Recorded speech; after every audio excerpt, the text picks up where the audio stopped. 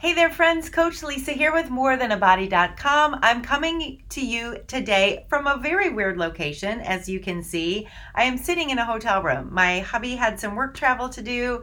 I decided to join him. So while he's working, I'm doing some work.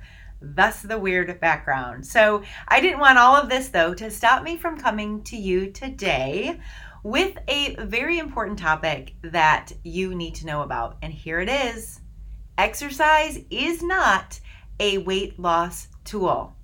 Now that I have your attention, in this short video, I want to explain to you obviously what I mean by that and all the reasons you should be exercising regardless of what the scale says. Deal? And here's why I wanted to talk to you about this today. So back when I was training clients in person, I now train clients all online, but back when I was doing in-person training, inevitably I would have clients come to me on a Monday morning and say, Lisa, you need to make this workout a hard one because this weekend I ate all the things, I drank all the things, yada, yada, yada. And so they wanted to work things off, right? This idea of working things off through exercise permeates my industry. I mean, we see infomercials for exercise programs that show what? Before and after pictures. And that implies that if we just follow the exercise program and we work hard enough in the gym, we too will lose the weight. My friends, it's simply not that easy. It's simply not true. Now, while the exercise more, eating less philosophy can work initially, studies show this is not a long-term solution, lasting solution to weight loss. And I want to tell you why. All right. And I do have some notes. So if you see me looking down, that's why, because I want to get you these important notes without taking all day. So I wrote some notes. All right. So let's get to it.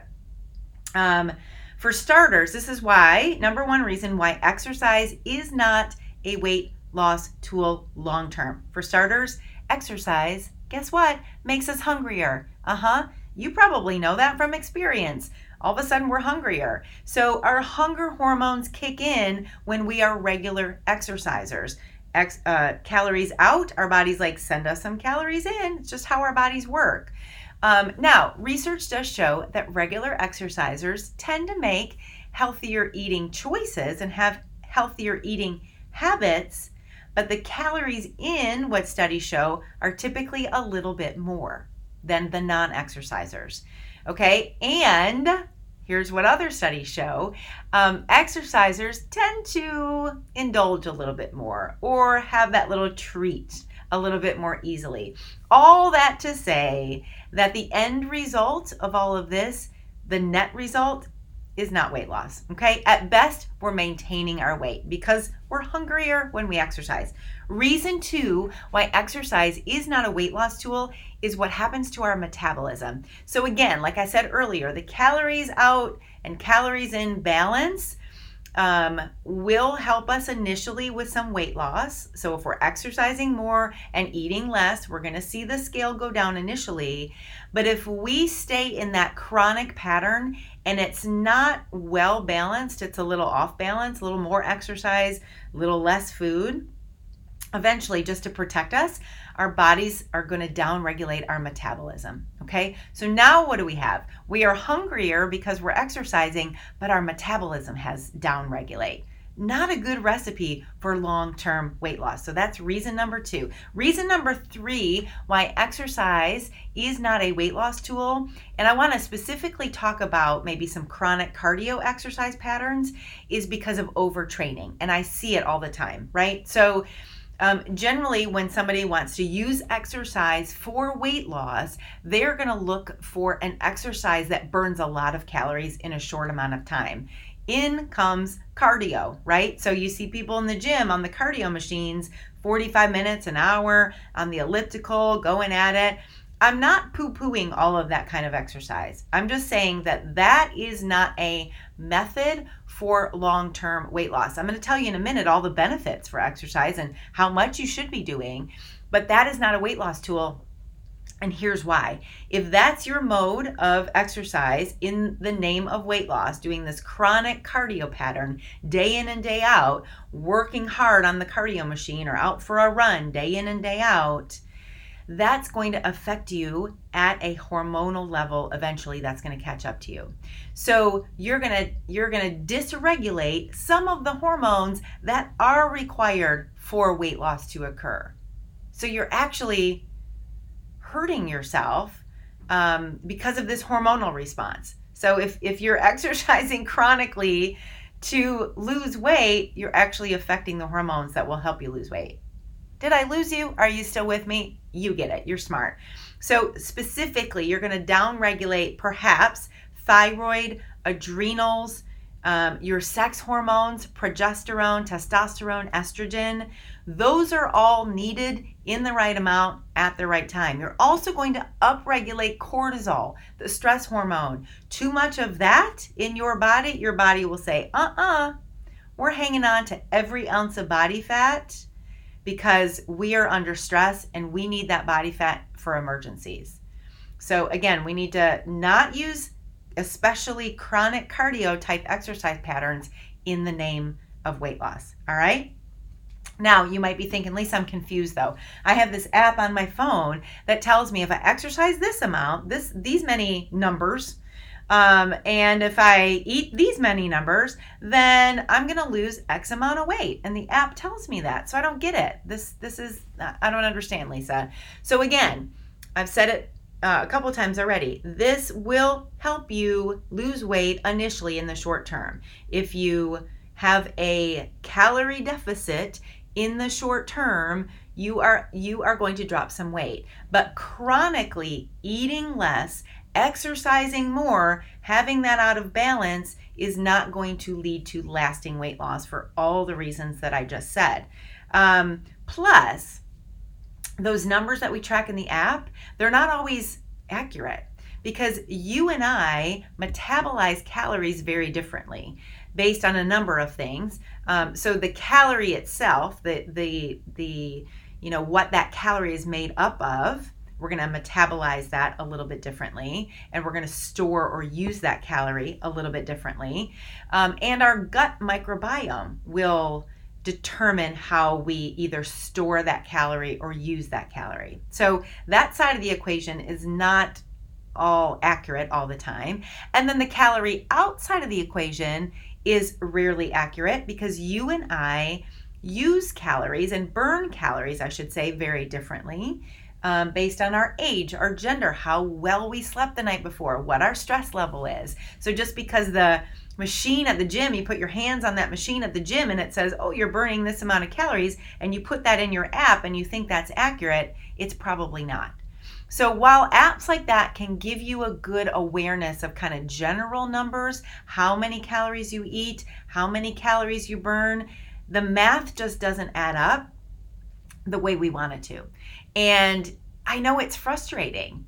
I used to, before I knew any better, I would track those numbers for myself. I would track them for clients. And then we would all scratch our head and pull our hair out and say, why don't the numbers add up?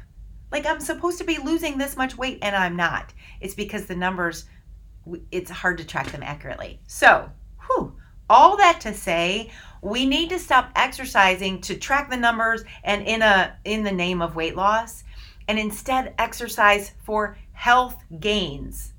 Because here's the great news, my friends.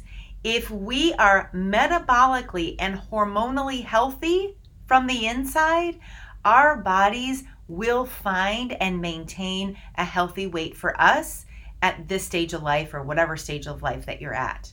Okay? So we want to exercise in the name of health because being healthy leads to a healthy weight.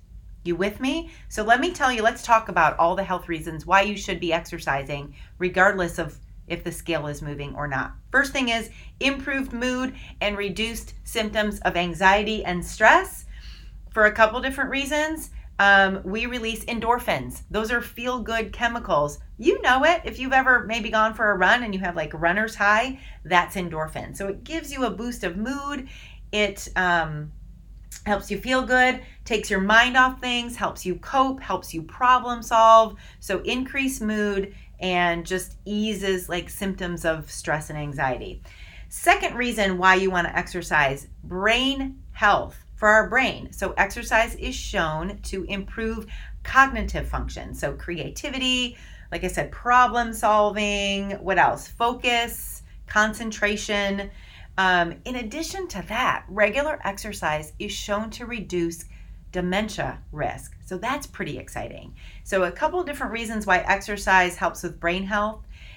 There's an increased flow of blood to the brain, and also exercise is shown to create new brain cells. That's pretty cool. All right. Third reason why you should exercise regularly, you have a lower risk of cancer. And in fact, studies show that if you have cancer present, it can kind of stunt the growth of that cancer. Why? Because exercise reduces insulin and insulin-like growth factors. Insulin is a growth hormone, a storage hormone. So that includes abnormal cells. So we want to keep insulin low to reduce the growth of those cancer cells. In addition, exercise increases our immunity, and it also activates these what's called natural killer cells that do exactly what the name implies. They go through your body to kill abnormal cells. That's pretty cool, right? So studies do show that it reduces the risk of some of our more common cancers like breast, prostate, ovarian, endometrial, colorectal, and several others. All right, speaking of insulin, I just mentioned insulin. Exercise is shown not only to lower insulin levels, but to increase our insulin sensitivity. That's just important so our bodies don't release more insulin than what we need. Just for overall health and weight loss, we want to keep insulin nice and steady. Exercise is also shown to keep blood sugar levels steady. So this fine balance of insulin and blood sugar levels, we want to make sure that's balanced. When they're out of balance, that's what can lead to diabetes. And diabetes, not always, but typically can lead to obesity. So this is a big one in that regular exercise would help with long-term weight management efforts because of this blood sugar insulin balance. Okay, you still with me? Because I have a couple more benefits to regular exercise that really might not show up on the scale, but why you should be exercising. You could have guessed this one, increased heart health. So regular exercise is shown to reduce our risk of coronary heart disease. In fact, inactivity is one of the major causes of coronary heart disease, right up there with smoking. So we need to be exercising for our heart. First and foremost, our heart is a muscle. So when we exercise, it gets stronger. But not only that, regular exercise reduces blood pressure, reduces triglycerides, which are fat in our blood that if they can harden our arteries and lead to plaque and things like that. What else? Increases our good cholesterol, our HDL, and a host of a few other benefits that reduce our risk of coronary heart disease. Whew, that's a big one, but that's a biggie. That if you only need one reason to exercise regularly, it's to reduce your risk of heart disease. It's right up there with smoking in terms of inactivity, giving us a high risk of coronary heart disease. All right? Okay, a few others. Increases bone density. Regular exercise increases bone density. It also increases muscle density, which does impact your ability to maintain a healthy weight. Because if you are made up of lean muscle tissue, you are going to burn more calories just sitting on your couch than somebody who is made up of mostly body fat. Okay, so this does have a direct correlation to your weight management efforts. If you exercise, you have greater muscle density in addition to bone density. All right, speaking of bones and muscles, let's also talk about joints. It may seem counterintuitive, but regular exercise, if you have, say, arthritis or a condition of the joints, you may think, oh, I don't want to exercise because that's going to be painful and that's going to be troublesome to my joints. The opposite is true. So inactivity can actually cause your joints to stiffen up and cause those conditions to be even more painful, whereas regular exercise sends like lubrication to those joints. Okay, so it's great for joints, and if you have good feeling joints, you might want to move even more, which here's the cool thing. Studies show that regular exercisers, regular movers, so people who move throughout the day regularly have a greater chance of reaching and maintaining a healthy weight than people who exercise vigorously for an hour at the gym every morning and then sit the rest of the day. Did I already tell you that? I say that a lot to people. I can't remember if I said it earlier in the video. If I did, then you heard it twice. If I didn't, there you go. So the point is, move more, just move more, and having healthy joints maybe will allow you to move more, okay? What else? Here's a big one. Regular exercise increases sleep quality, which does directly impact your ability to lose weight. If you are sleep deprived, listen to this loud and clear. If you are sleep deprived, your body will not lose weight. It will not, hormonally, you are not set up to lose body fat. So regular exercise increases sleep quality, which then sets you up hormonally to lose body fat with some other efforts that I'll talk about in a minute, okay? So exercise to get better sleep, all right? There you have it. And finally, this is a big one.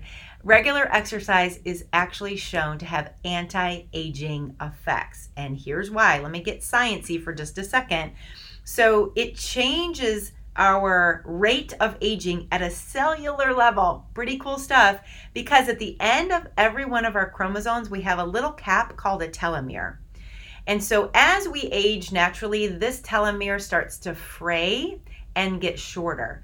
Regular exercise keeps it intact and keeps it longer for a longer period of time, lest we slow down aging. That's pretty cool. So as you can see, lots of benefits to regular exercise, from reducing our cancer risk to reducing our risk of coronary heart disease, just improving our mood, improving our sleep quality, reducing diabetes, and all the rest that I just listed. Whew, it's a lot to talk about. All right, we're almost done, my friends.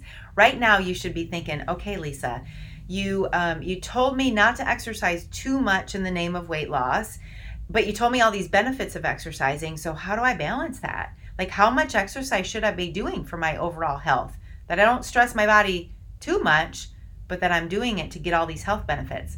I'm so glad you asked. I'm so glad you were thinking about that. We're on the same page. Let me tell you how much to exercise. So let me tell you what the CDC says, and I agree with them. So the CDC says for overall health, healthy adults, which let me stop there and tell you, if you are not currently an exerciser, please go see your doctor first and make sure that that's okay for you, okay? But for healthy adults, this is what the CDC recommends for overall health benefits. Aerobic exercise, anywhere from 75 to 150 minutes per week. So on the shorter side, if you're doing more vigorous exercise, like jogging or swimming laps or something like that. And then longer, like 150 minutes per week, if you're doing more moderate type exercising, like walking or maybe just light jogging, just kind of playing in the pool. So more moderate type aerobic exercise, you're going to be around the 150 minutes. If you're doing more vigorous, 75 minutes. In addition to that, you want to be strength training twice a week, full body strength exercises that address every muscle in your body, okay? Now, I know that sounds like a lot, especially if you're not currently an exerciser, but here's the cool thing. What studies show is that we can do this in small increments, and they'll be cumulative throughout the week. So maybe you don't have an hour to spend every day, or not every day, but like a few times a week. 5-10-minute increments will add up through the week. You can count all of those. So you can start small and build from there. Now, in addition, don't be intimidated by that strength training recommendation. I want you to get there. I think everybody should do that for health and longevity. But it can be intimidating if you've never been in a gym before or never done strength training. What I recommend is that you hire a trainer for at least a couple sessions at your local gym to show you the equipment and give you some good, sensible strength training exercises for you at this stage of life. And then you can either continue with that trainer if you like them, or then you'll at least have the knowledge to build your own program. Of course, I coach clients online. If you want to reach out to me, we can talk about that, or you can find a trainer in your own, neck of the woods and work with them. So don't be intimidated. My point is, by these recommendations, you can start small and you can always hire help and hire a coach if you need some help, okay? Let's see, what else did I want to close with? So that's the recommendations. Those are all the reasons why you should exercise. I hope you will agree with me after all of this, if you're still listening, that exercise is not a weight loss tool. It's simply not, for all the reasons I mentioned, but I hope you'll agree it's essential for your health, your well-being, your longevity. Okay? So, what if you have weight to lose? I encourage you to start with the big three. That's what I call it. Sleep, stress management, and your sugar intake, especially the the processed, refined kind of sugar. If you start there, that's going to go a long way towards your weight loss goals, my friend. But of course, you know me, I want you to add exercise on top of that, just in the right amounts at the right time. But please don't chronically exercise in the name of weight loss. Promise? Deal? Start with the big three and add some movement and exercise on top of that, and that'll go a long way for your overall health, which will lead to a healthy body weight for you. All right, my friends, that's all I have for you today. I appreciate you listening. I hope this was helpful to you. If it was, I encourage you to share the link with your friends and family. Maybe there's somebody else in the world that needs to hear this message as well. So thanks so much for listening. Hey, if you have any questions about this video specifically, reach out to me. You can find me on social media, Facebook. I have a More Than a Body Facebook page. You can also direct message me on Instagram. At Instagram, I'm at Lisa Hiscock. I would love to answer any questions that you have. All right, my friends, I hope you go out and make it a great day wherever you're at, and I will see you next time.